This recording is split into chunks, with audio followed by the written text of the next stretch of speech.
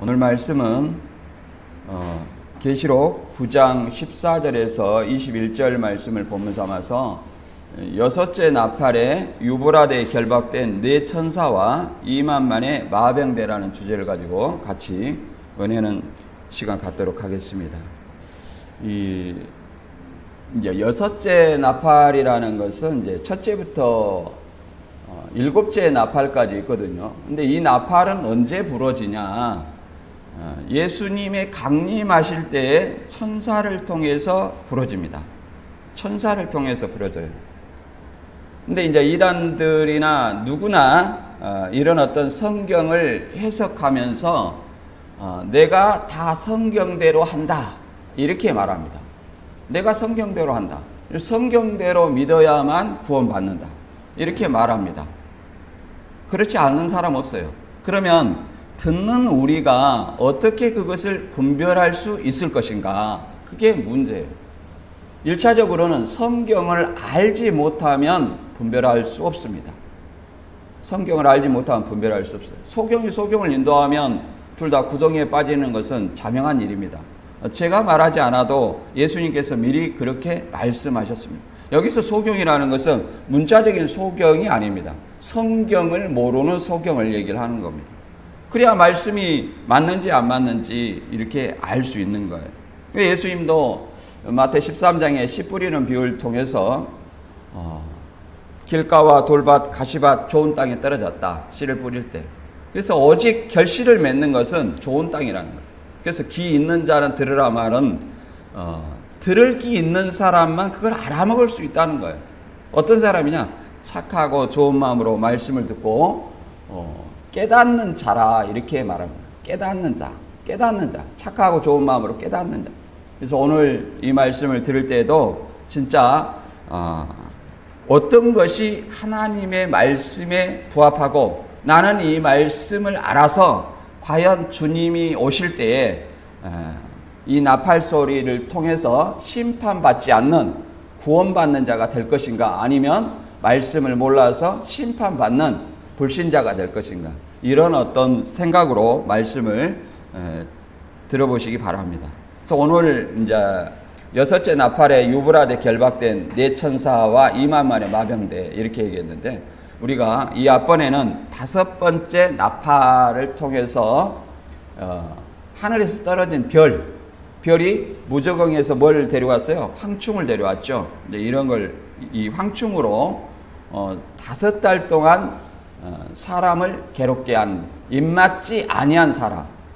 입맞지 아니한 사람은 복음을 믿지 아니한 사람을 얘기합니다. 바꿔 말하면 입맞지 아니한 사람은 사단의 표받은 자라 말할 수 있습니다.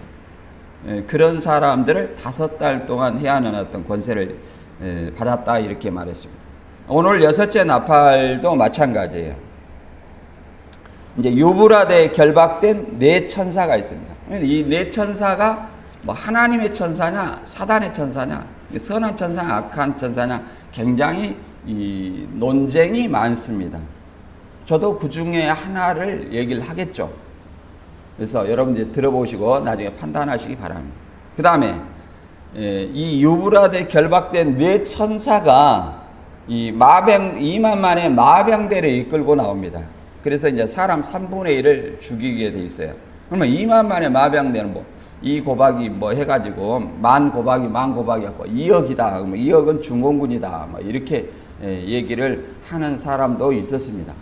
2만만의 마병대는 뭐냐? 이들의 입에서, 뭐가 나오냐면은 세 재앙이 나오는데, 불과 연기와 유황이 나옵니다. 이 불과 유황이라는 것은, 지옥을 상징하기도 합니다. 물론 하늘로서 불과 유황이 내려와서 심판을 받죠. 어떤 사람이 심판을 받냐면 이 불신자들이 심판을 받죠. 소돔 때에도 하나님을 믿지 않는 불신자들이 심판을 받았고, 또 이 불심판을 받아서 들어가는 어떤 최종적인 어떤 지옥의 형상이 불과 유황으로 타는 못이라고 이렇게 설명합니다. 우리가 이것에 대해서 한번 알아보도록 하겠습니다. 먼저 본문 계시록 9장 13절에서 21절 같이 읽어보겠습니다.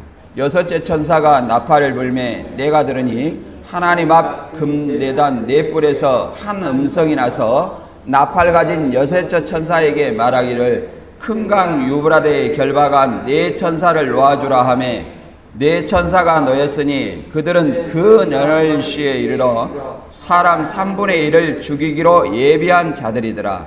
마병 내 수는 2만만이니 내가 그들의 수를 들었노라. 이같이 환상 가운데 그 말들과 그 위에 탄 자들을 보니 불빛과 자줏빛과 유황빛 허신경이 있고 또 말들의 머리는 사자 머리 같고 그 입에서는 불과 연기와 유황이 나오더라. 이 세 재앙 곧 자기들의 입에서 나오는 불과 연기와 유황으로 말미암아 사람 3분의 1이 죽임을 당하니라. 이 말들의 힘은 입과 꼬리에 있으니 그 꼬리는 뱀 같고 또 꼬리에 머리가 있어 이것으로 해하더라.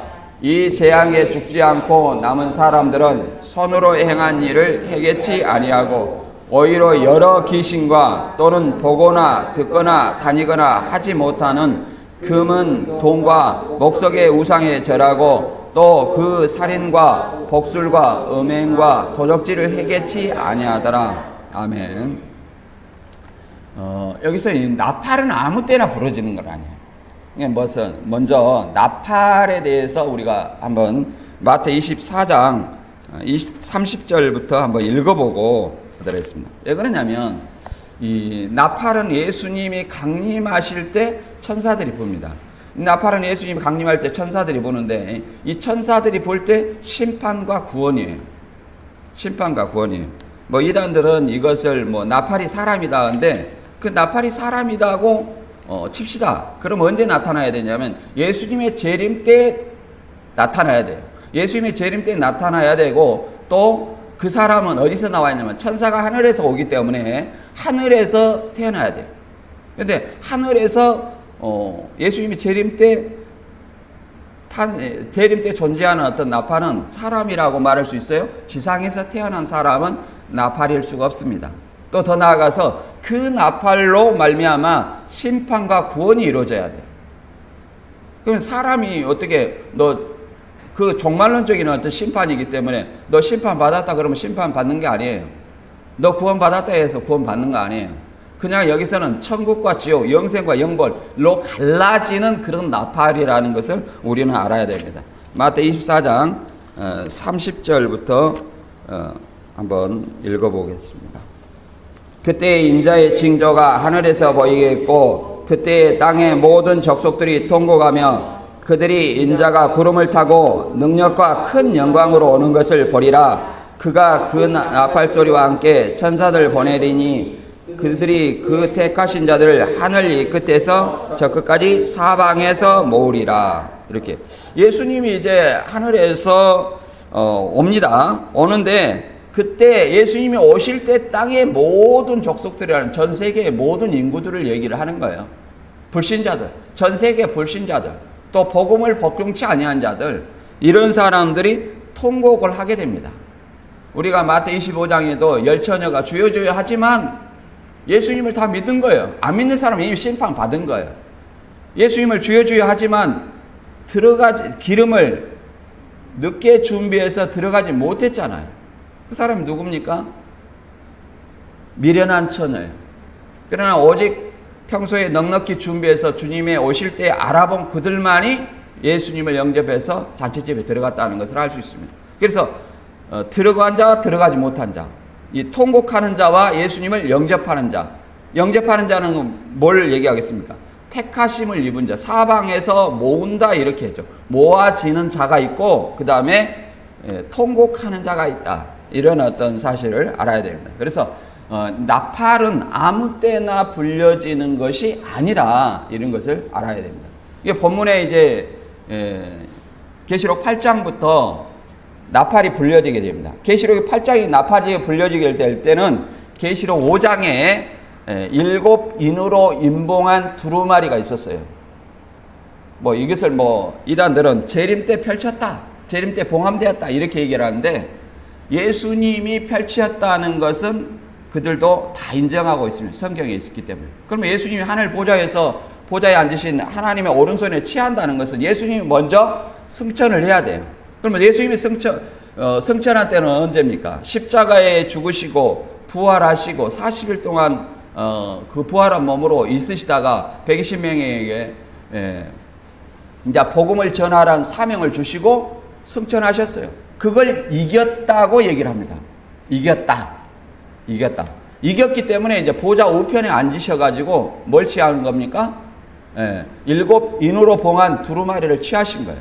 그래서 6장에서 이제 하나씩 띄었다는 거예요. 그러니까 이미 요한계시록은 펼쳐진 말씀이에요. 그런데 이제 하나씩 띄고 7째 인을 계시록 8장에 띌 때 뭐가 나옵니까? 하나님 앞에 취한 7천사가 7나팔을 받아서 이제 8장에서 4개 불고 9장에서 2개 불고 11장에서 하나 마지막 불게 됩니다. 그래서 이제 8장에서는 이제 5째 나팔을 불었죠. 그래가지고 황충으로 하여금 5달 동안 입맞지 아니한 자들을 어떤 심판하는 어떤 일이 있었습니다. 괴롭게 하는, 죽고 싶어도 죽음이 저희를 피하가는. 그러나 이제 6째 나팔에서는 이제 유브라데에 결박한 4천사가 있었어요. 그들이 이제 2만만의 마병대를 가져가지고 이제 사람 3분의 1을 죽이는 겁니다. 입에서 나오는 불과 연기와 유화, 이는 심판을 상징하죠. 이제 그래서 이것이 재림 때에 있어지는 일이다.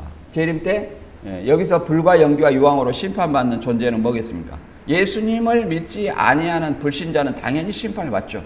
그러나 예수님을 믿는다 하지만 복음을 순종치 아니하는 자, 하나님의 뜻대로 하지 아니하고 자기 뜻대로 하는 사람. 그러잖아요. 마태 7장 21절에 뭐라고 말했습니까?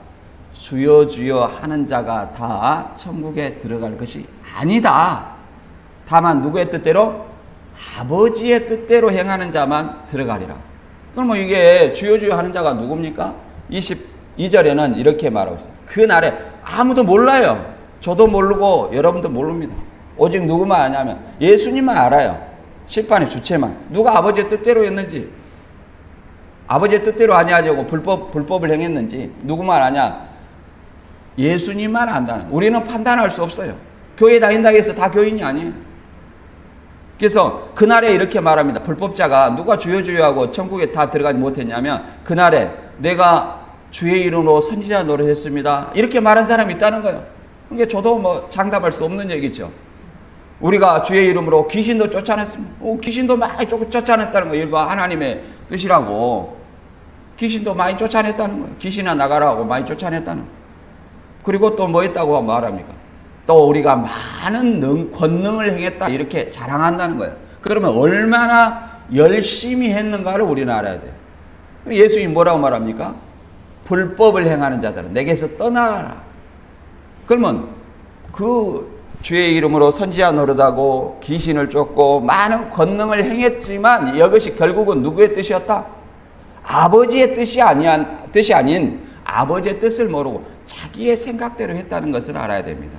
그래서 오늘 이 말씀도 진짜 어떤 것이 아버지의 뜻인지, 아버지의 뜻 성경에 있잖아요. 마지막 때 심판받을 자가 누군지 우리는 그걸 알아서 믿는 것이지, 마치 나팔은 누구, 뭐 대접은 누구, 뭐 이렇게 해가지고 모방을 하는 것은 결코 성경을 이루는 것이 아닙니다.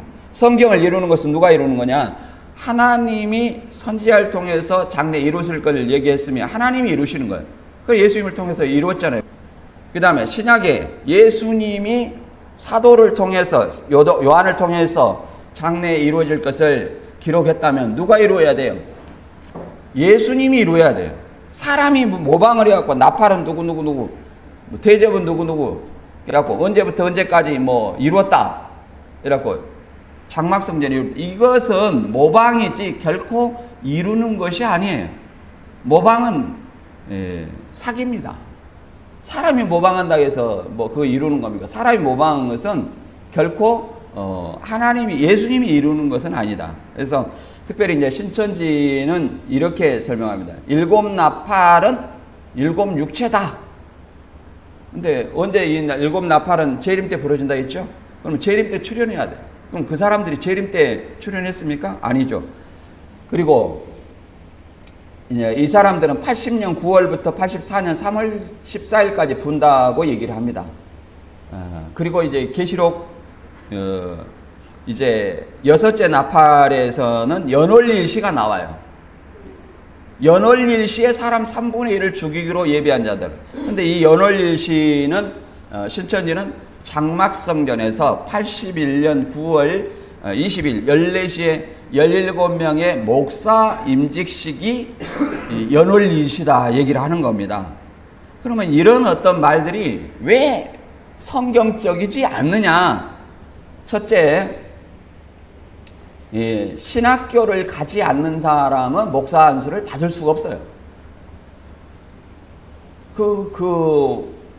임의로 교주가 하는 말입니다. 임의로. 두 번째, 9장 다음에 10장이거든요. 근데 9장의 연월일시가 81년 9월 20일이라면 10장에 책 받아먹었다고 사칭하는 교주는 80년 3월에 받아먹었다 하는 겁니다. 적어도 81년 9월 20일 14시 이후에 받아먹어야죠. 9장 다음에 10장이니까. 근데 3월에 받아먹었다는 거. 논리에 맞습니까? 논리에 맞지 않다. 그리고 셋째, 예수님은 그날과 그 시는 아무도 알 수 없다 이렇게 말했는데 이 날짜를 정확히 안다는 거예요. 날짜를. 이거는 성경적이 아니에요. 비성경적이다. 그러면 이 연월일시라는 것은 뭔 뜻이냐? 하나님의 반드시 정하신 때가 있다는 거지. 맨날 81년 9월 20일 이런 어떤 논리가 아니에요. 저도 날짜를 잡을 수 있죠. 그럼 모방을 할 수 있어요. 그러나 그것이 결코 하나님의 뜻이 아니다. 뭘 비교해야 되냐면 성경을 가지고 우리가 살펴봐야지 성경 유행을 가지고 이것이 내가 계시받았다 해가지고 자꾸 계시록을 쓴다고 해서 그것이 성경이나 하나님이나 예수님의 뜻은 아니라는 것을 우리는 알아야 됩니다. 그 다음에 이제 본문 하나씩 읽어가면서 설명해 보겠습니다. 계시록 9장 13절 읽어보겠습니다.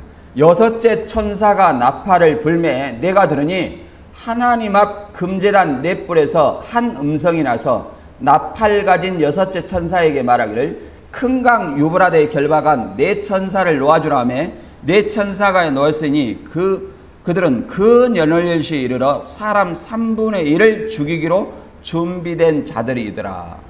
이렇게 말합니다. 사람 3분의 1을. 그러면 이들이 이제 사람 3분의 1을 누구를 통해서 죽이냐면 자기들이 직접 죽인 거야 아니라 2만 만의 마병대를 통해서 죽이는 거거든요. 근데 이제 이게 하나님 앞 금단에서 한 음성이 나왔다. 하나님 앞에 금단에서는 하나님도 계시고 예수님도 계시고 천사들도 있겠죠. 근데 금제단이라는 것은 우리가 계시록 6장 9절에 이하에 보면 순교제단, 하나님의 제단 아래서 죽임을 당한 영혼들이 제단 아래서 뭘 호소하고 있냐면 땅에 거하는 자들을 심판하여 우리 피를 갚아주지 아니하시기를 어느 때까지 하시렵니까? 이렇게 말하고 있어요. 우리 피를. 그러니까 이 순교자들이 순교한 하나님의 복음을 전하다가 예수님의 복음을 전하다가 죽임을 당한 영혼들이 어디에 있어요? 제단 아래에 있어요. 그래서 우리 피를 갚아주라는 거예요. 우리의 원수를 갚아주라. 바꿔 말하면 이 심판은 순교의 영혼들의 원수를 갚아주는 것이다. 핍박자의 어떤 원수를 갚아주는 어떤 내용이라 할 수 있겠습니다. 그래서 금단 넷불에서 이렇게 이제 사람 3분의 1을 죽인다 그러면 이 죽임을 당한 사람들은 뭐예요? 땅에 거하는 자들, 불신자들을 얘기를 한다고 이해를 해볼 수 있습니다. 더 나아가서 이제 심판이 이 기도의 응답이라는 순교자들의 기도의 응답이라는 사실을 계시록 18장 24절 읽어보면 이렇게 나와 있습니다. 선지자들과 성도들과 땅 위에 죽임을 당한 모든 자의 피가 그 섬 중에서 발견되었느니라. 선지자들과 성도들과 땅에서 죽임을 당한 모든 자의 피가 그 성 중에서 보였다는 것은 여기 성은 바벨론입니다. 물론 이 계시록 당시에서는 노마입니다. 노마 도미티안 황제 시대에 황제 숭배를 안 한 사람 다 죽였잖아요. 그래서 사도 요한도 밤모섬에 유배되었고 안디바도 순교를 당했습니다. 그런 것처럼 오늘날에는 세상이에요. 그 당시에는 바벨론이었지만 오늘날에는 뭐예요? 세상 불신자들이 사는 어떤 사단에 속한 세상을 얘기를 합니다. 이들이 이제 죽게 되는 거예요. 심판을 받는 거예요. 계시록 19장 1절과 2절에 보면 이렇게 기록이 되어 있습니다. 이 불신자들을 심판하는 것이 하나님의 원수를 갚아줬다. 자기 종들의 종들의 원수를 갚아줬다. 이렇게 설명하는 일이 나옵니다. 계시록 19장 1절 이하를 읽어보겠습니다. 2일 후에 내가 들으니 하늘에 허다한 무리의 큰 음성 같은 거 있어 이르되 할렐루야 구원과 영광과 능력이 우리 하나님께 있도다. 그의 심판은 참되고 의로우신지라 음행으로 땅을 더럽게 한 음녀를 심판하사 자기 종들의 피를 그 음녀의 손에 갚으셨도다. 음녀는 바벨론을 주장하는 어떤 존재를 상징합니다. 그래서 이 바벨론 세상을 심판해서 불신자들을 예수님이 재림할 때 심판해서 종들의 피를 갚았다. 피의 신원을 해주는 거죠. 신을 해주는 겁니다. 그래서 이 하나님 앞 금재단에서 음성이 나서 심판하라는 것은 이 순교자의 기도의 응답이다. 이렇게 이해를 해볼 수 있고요. 그 다음에 여기서 이제 큰 강 유브라데에 결박한 네 천사를 놓아주라며. 여기서 큰 강 유브라데에 결박한 네 천사가 이제 뭐 선한 천사다, 악한 천사다 이런 어떤 논쟁이 많아요. 이제 선한 천사라고 얘기를 하는 사람은 어떤 걸 얘기를 하냐면 이 계시록 7장 2절에 보면 이런 말이 있어요. 또 다른 천사가 살아계신 하나님의 인을 가지고 해 돋는 데로부터 올라와서 땅과 바다를 해롭게 할 권세를 받은 네 천사를 향하여 큰 소리로 외쳐가로되 우리가 우리 하나님의 종들의 이마에 인치기까지 땅이나 바다나 나무나 해하지 말라 하더라. 이렇게 심판의 권세를 받은 네 천사가 있어요. 이 네 천사가 아니냐 이렇게 주장을 하기도 합니다. 그러나 여기서 이 네 천사는 계시록 9장의 네 천사는 유브라데에 결박한 네 천사예요. 이 결박되었다는 것은 뭐냐면 어떤 구속이 되었다, 매였다 이런 어떤 뜻을 가지고 있습니다. 그래서 이 결박되었다는 것은 성경에 좋은 뜻으로 사용되지 않습니다. 예를 들어서 계시록 20장 2절에 보면 용을 잡으니 옛뱀이요 사단이요 마귀라 잡아 1000년 동안 결박하여 만국을 미혹하지 못하게 한답니다. 용을 잡아서 1000년 동안 결박을 한다는 거예요. 사단이죠. 예, 사단을 결박했다 이렇게 얘기를 합니다. 그리고 유다서 1장 6절에도 뭐라고 말하냐면 자기 지위를 지키지 아니하고 자기 처소를 떠난 천사들을 큰 날의 심판까지 영원한 결박으로 흑암에 가두셨습니다. 영원한 결박으로 흑암에 가뒀다. 지위와 처소를 떠난 천사예요. 천사는 꼭 하나님의 천사만 있는 거 아니에요. 사단의 천사도 있어요. 지위와 처소를 떠난 결박한 천사는 뭐냐? 베드로서 2장 4절에는 범죄한 천사라고 얘기를 합니다. 이 천사는 언제 등장해요? 마지막 때, 영원한 심판 어떤 마지막 때, 종말에 등장한다. 그리고 이 나팔 불 때도 뭐예요? 종말이죠? 예수님 강림할 때 종말이죠? 이때 등장하는 어떤 네 천사는 누구냐? 저는 개인적으로 악한 천사, 사단의 천사라고 이렇게 생각합니다. 왜 그러냐면 이 네 천사는 결박되었을 뿐 아니라 누구를 이끄냐면 마병대를 이끌어요. 그럼 마병대가 좋은 쪽이냐? 그럼 하나님의 천사로 볼 수 있겠지만 이게 악한 쪽이에요. 왜 그러냐면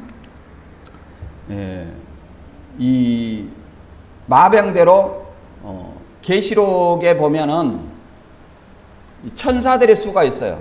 계시록 5장 11절에 보면 보좌를 둘러서 많은 천사의 음성이 있으니 그 수가 천천히요 만만이라 이렇게 얘기합니다. 이 천사들의 수와 2만만의 마병대의 수를 들으니 그들이 2만만이라고 이렇게 얘기합니다. 그 수가 2만만이라고 이렇게 얘기해요. 분명히 천사들의 수와 상반된 존재들이라는 것을 우리는 알 수 있어요. 그래서 이 존재가 악한 천사다. 악한 천사다. 그들이 하나님의 정하신 때라는 것은 뭐 예수님의 재림 때가 되겠죠. 정하신 때. 예수님의 정하신 재림 때에 사람 3분의 1을 죽이기로 예비한 자들이더라. 그러면 3분의 1이라는 것은 뭘 의미하냐? 제한된 심판이라는 거예요. 제한된.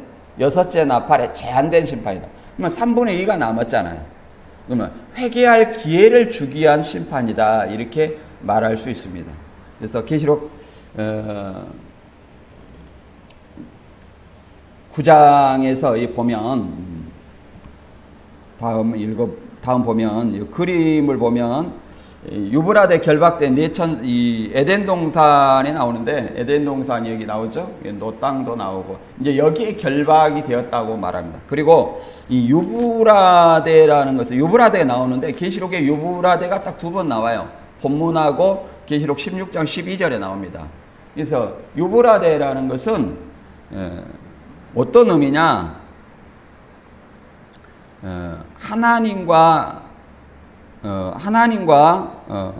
하나님 백성의 어떤 경계를 얘기해요. 경계. 여기서 애국강에서부터 유브라데까지 너희에게 이스라엘 백성에게 땅을 주었다. 그래서 애국강은 여기 왼쪽이 아니라 여기 빨간 선으로 되어 있는 거 있죠. 여기서부터 저기 우쪽에 있는 유프라테스 강 요겁니다. 그러면 이 경계는 뭘 얘기하느냐? 바로 하나님의 백성과 이방 백성의 경계예요.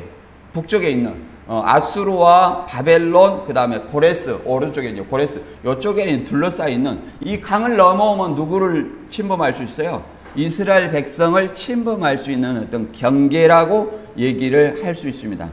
그리고 이제 그 다음에 보면 2만만이 마병대의 모습이 나오거든요. 모습이 나오는데 이제 그 머리는 사자에 깎고 그 꼬리에 뭐가 있어요? 머리가 있어요. 이거 뱀과 같다는 거예요. 뱀. 이제 이걸로 설명이 되고 있는데 이것은 우리가 이제 계시록 9장 9절에 보면 다섯째 나팔을 불 때 황충의 모양과 비슷합니다.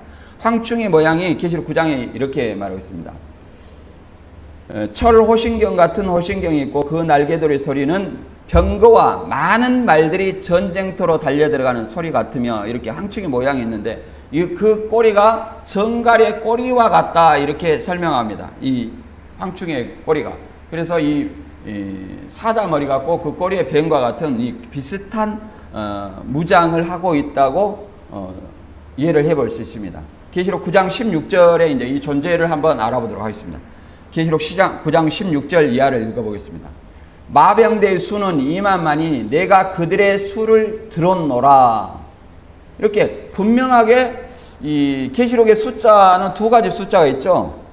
조금 전에도 말했듯이 계시록 5장 11절에는 내가 또 보고 들으니 보좌와 생물들과 장로들을 들러선 많은 천사의 음성이 있으니 그 수가 만만이요 천천이라.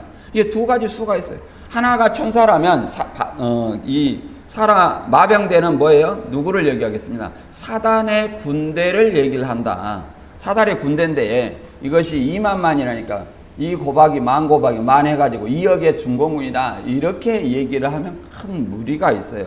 그냥 사단을 상징하는 사단의 어떤 군대를 상징하는 수다 이렇게 이해를 해보면 될 것 같아요. 그 다음에 17절부터 18절까지 읽어보면 이 같은 환상 가운데 그 말들과 그 위에 탄 자들을 보니 불빛과 자줏빛과 유황빛 호신경이 있고 그 말들의 머리는 사자 머리 같고 그 입에서 불과 연기와 유황이 나오더라. 이 세 재앙 곧 자기들의 입에서 나오는 불과 연기와 유황으로 말미암아 사람 3분의 1을 죽임을 당하더라. 네 천사가 이제 죽이기로 예비를 했었죠. 그 연월일 사람 3분의 1 죽이로 예비했었는데 이제 마병대를 통해서 죽이니까 그 연월일시에 죽임을 당하더라 이렇게 얘기합니다. 죽임을 당한다는 건 심판을 얘기를 하죠. 그래서 우리가 이제 불과 유황이라는 것은 좀 전에도 말했듯이 창세기 19장 20절에 이제 소돔성에 내렸던 유황과 불 심판을 연상할 수 있습니다. 소돔성에 있는 유황과 불 심판. 그리고 더 나아가서 사무엘하 22장 9절에 보면 이제 하나님의 어떤 진노를 상징할 때도 이게 동일하게 설명되고 있습니다. 제가 한번 읽어볼게요. 그 코에서 연기가 오르고 그 입에서 불이 나와 사름이며 그 불이 수채에 피었도다. 이렇게 불과 유황으로 이렇게 심판하는 어떤 하나님의 진노를 표시하기도 합니다. 이제 다윗의 어떤 대적들에 대한 어떤 분노를 이렇게 표현하기도 해요. 그리고 더 나아가서 이 불과 새 재앙이라고 하죠. 입에서 나오는 거예요. 불과 연기와 유황으로 인해서 사람 3분의 1이 죽임을 당한다. 이렇게 얘기를 했는데 계시록에서는 입에서 나오는 어떤 존재들이 또 있습니다. 계시록 16장 13절에 보면 이렇게 설명되고 있거든요. 또 내가 보매 개구리 같은 새 더러운 영이 용의 입과 짐승의 입과 거짓 선지자 입에서 나오니 그들은 귀신의 영이라 이렇게 말하고 있습니다. 용은 사단이죠. 그 다음에 짐승은 계시록 13장에 칼에 상하였다 살아난 짐승 666 짐승을 얘기해요. 물론 그 당시에는 이 사도 요한 당시에는 도미티안 황제를 얘기하고 있습니다. 그 다음에 땅에서 올라온 누가 있어요? 거짓 선지자가 있죠. 이 거짓 선지자가 칼에 상하였던 살아난 짐승을 위해서 우상을 만들고 경배하게 하잖아요. 그래서 거짓 선지자라고 말합니다. 거짓 선지자. 그래서 용의 입과 짐승의 입과 거짓 선지자. 저희는 귀신의 영이라. 여기서 미혹 것은 귀신 들린 거와 같아요. 미혹이라는 것은. 그래서 우리가 한번 어떤 미혹을 당하면 그래서 그들을 돌이키는데 굉장히 많은 어려움들이 있습니다. 그래서 자신의 어떤 고정관념에 빠져서 조금 이게 틀려도 계속 이렇게 그들은 모방과 사칭 사기이기 때문에 자꾸 모순을 지적하면 어떻게 됩니까? 바꿔요. 교리든 실상이든 바꾸면 뭐라고 하냐면 때에 따른 양식이다. 이런 어떤 생각을 가지고 있어요. 근데 우리 정상적인 사람은 자기가 이걸 봤다는 거예요. 물병을 봤는데 조사를 해보니까 사실은 물병을 본 건 아니에요. 이게 물병이 너가 언제 물병을 봤냐 이렇게 지적을 하니까 그것은 사실 다른 사람이 그렇게 얘기해서 내가 그렇게 얘기한 거다 이렇게 교준을 얘기한다는 거예요. 예를 들어서 계시록 12장에 이 해를 입은 여자가 유재열이고 유재열이 이제 미국 80년 10월 28일에 미국 웨스트민스터 신학교를 갔다는 거예요. 그래갖고 여자가 3년 반 동안 양육받는 것은 웨스트민스터 신학교에서 3년 반 동안의 이 박사학위를 받았다는 거예요. 신학 박사학위를. 그러니까 거기에 세뇌된 사람들은 저도 마찬가지였지만 그런가 보다. 그러면 왜 우리가 대학교는 4년인데 왜 6개월은 어떻게 됐어요? 그러니까 방학 때 빼고 이렇게 얘기를 하는 겁니다.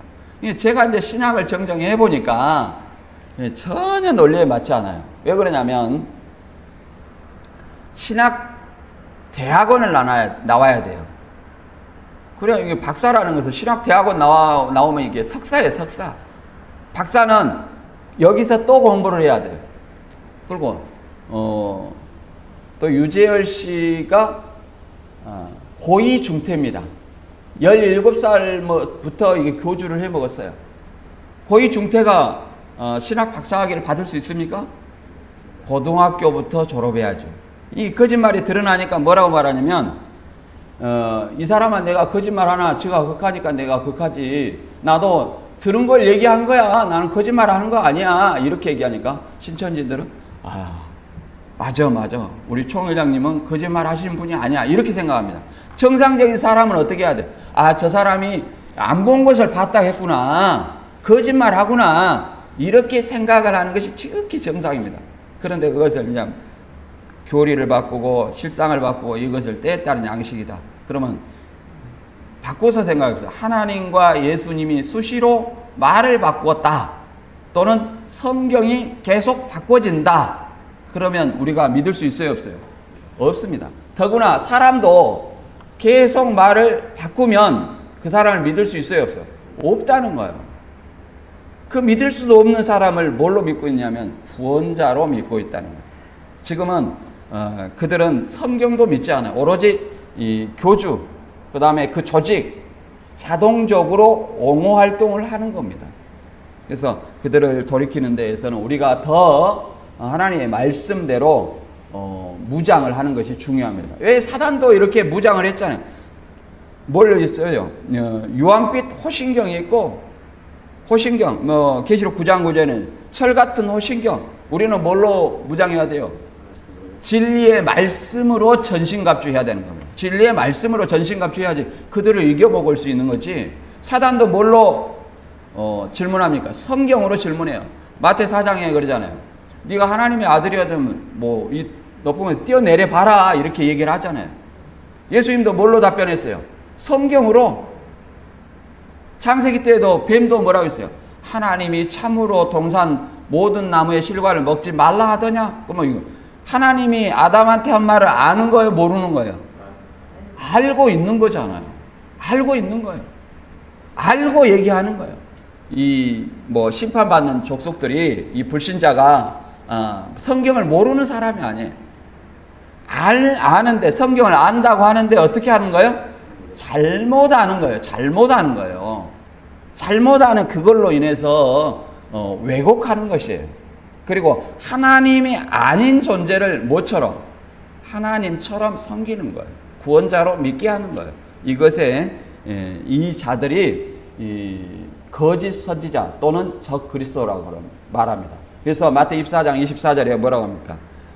많은 적 그리스도와 거짓 선지자들이 일어나 할 수만 있으면 택하신 자들도 미혹하게 하리라. 이것을 내가 너희에게 미리 말했다는 겁니다. 그러니까 미혹자가 있다는 것은 우리 교회 다니는 사람들은 더구나 어떻게 해야 돼요? 말씀으로 무장해야 되겠죠? 전신갑주 해야 되겠죠? 그런데 뭐냐면 교회만 다니면 그냥 안심이야. 교회만 다니면. 근데 하나님이 볼 때는, 그리고 이단들 보면 멀리 해라고 도망만 다닌다는 거예요. 하나님이 볼 때는 그를 이긴 자라고 하겠습니까? 진자라고 하겠습니까? 진자죠. 예, 도망 다니는 자. 저놈이 나를 믿더니 맨 도망만 다니면서 내 이름만 팔아먹네. 그렇게 생각하지 않겠어요? 그래서 우리가 전신갑주에서 그들이 하나님의 말씀으로 다가오면 그것이 뭐가 잘못됐는지 올바로 대처를 해야 됩니다. 깨닫게 해줘야 돼요. 그들도 잃어버린 양이에요. 적대감을 가지고 대하면 되겠어요? 안 된다는 거예요. 그들의 불쌍히 여기고 그들도 모르기 때문에 그렇게 한다. 그래서 진리의 말씀으로 돌이켜야 되는, 그것이 우리의 사명이라는 것을 믿습니다. 그 다음 계시록 9장 20절 읽어보겠습니다. 이 재앙에 죽지 않고 남은 사람들은 손으로 행한 일을 해결치 아니하고 오히려 여러 귀신과 또는 보거나 듣거나 다지거나 하지 못하는 금은 동과 목석의 우상에 절하고 또 살인과 복술과 음행과 도적질을 해결치 아니하더라. 그래서 이 재앙에 죽지 않고 남은 사람들은 3분의 2예요. 3분의 1이 재앙에 죽었죠? 3분의 2가 남았어요. 이 사람들은 아직 회개할 기회가 있습니다. 심판을 베푼 것은 뭐냐면은 손으로 행한 일, 여러 귀신과 금, 은, 동의, 목석의 우상에 절하고 살인, 복술, 음행, 도적질 이렇게 행한 사람 죽였어요. 3분의 1을 죽였는데 심판을 받았어요. 근데 아직도 남은 3분의 2가 있어요. 근데 그들도 여전히 그 행하던 일을 회개치 아니하다. 이게 귀신 들린 사람들의 속성입니다. 그들이 아무리 말씀을 해도 시간이 오래될수록 세뇌가 오래돼가지고 받아들이질 않아요. 귀신 들린 겁니다. 그래서 우리는 진리의 말씀으로 항상 무장해야 된다. 여기서 이제 손으로 행한 일, 여러 귀신과 금운동의 목석의 우상, 살인, 복술, 음행, 도적질 여기에 있는데 여기에서는 뭐가 있냐면 십계명에 나오는 것들이 있습니다. 십계명. 자, 십계명에 뭐가 나옵니까? 우상 나와야 안 나와요? 출애굽기 20장 4절에 뭐라고 나와 있습니까? 나 위에 우상을 섬기지 말고, 다른 신 섬기지 말고, 우상을 섬기지 말고, 땅에 아무 형상이든지 만들지 말며 그것에 절하기도 마라. 그 형상.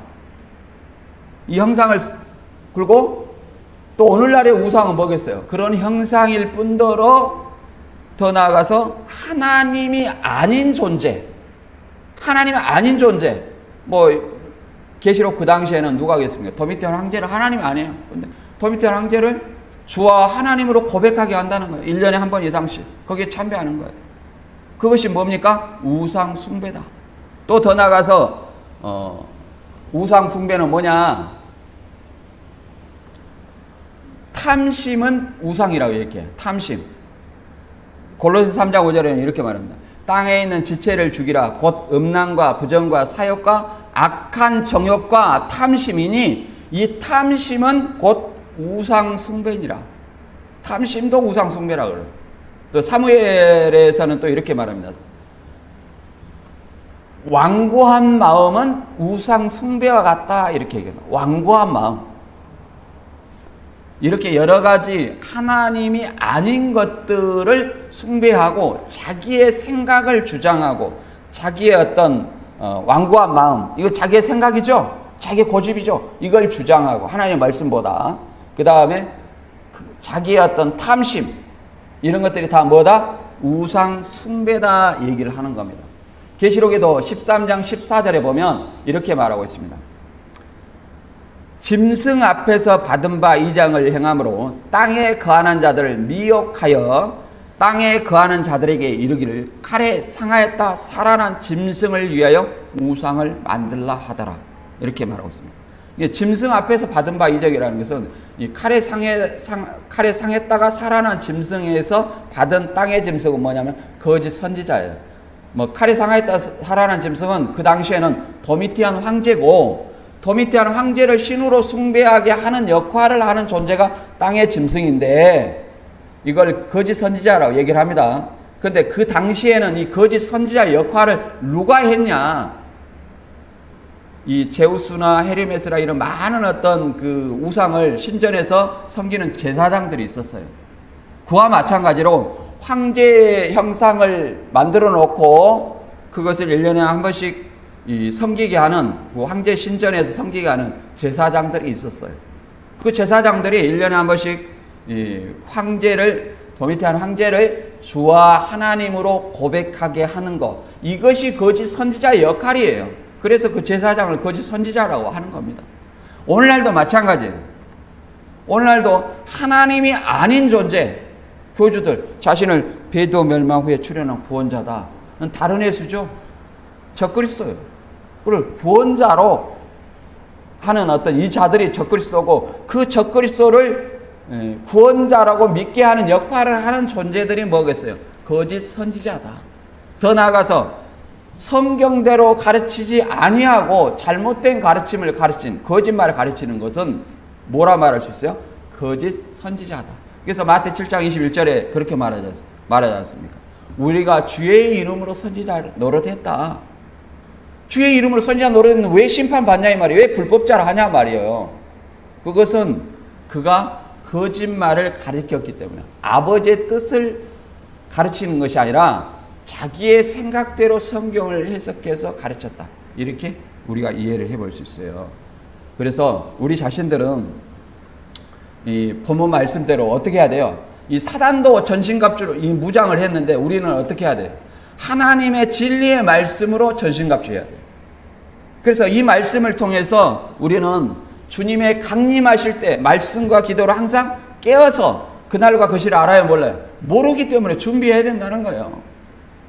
내일 주님이 오신다. 그러면 내가 영접할 수 있습니까? 우리는 이렇게 생각해 봐야 돼요. 그래서 오늘 말씀 다시 한번 정리하면, 여섯째 나팔 불 때에 유브라데 결박한 네 천사와 2만만의 마병대는 사단의 2만만의 마병대를 이끈 그 천사는 범죄한 천사다. 결박된 네 천사는 범죄한 천사다.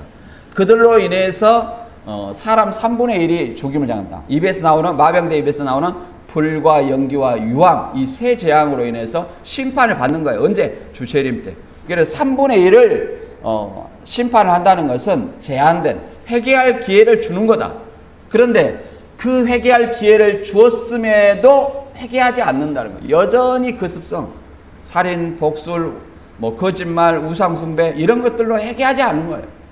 그래서 우리는 아직 예수님이 재림하지 않았기 때문에 회개할 기회가 있습니다. 그래서 저와 여러분이 오직 그리스도만이 나의 구주시기 때문에 이 말씀으로 무장하고 그리스도 오실 때까지 말씀과 기도로 늘 깨어서 내가 지은 죄를 회개하는 그것만이 주님의 이름으로 천국에 들어갈 수 있는 방법임을 믿습니다.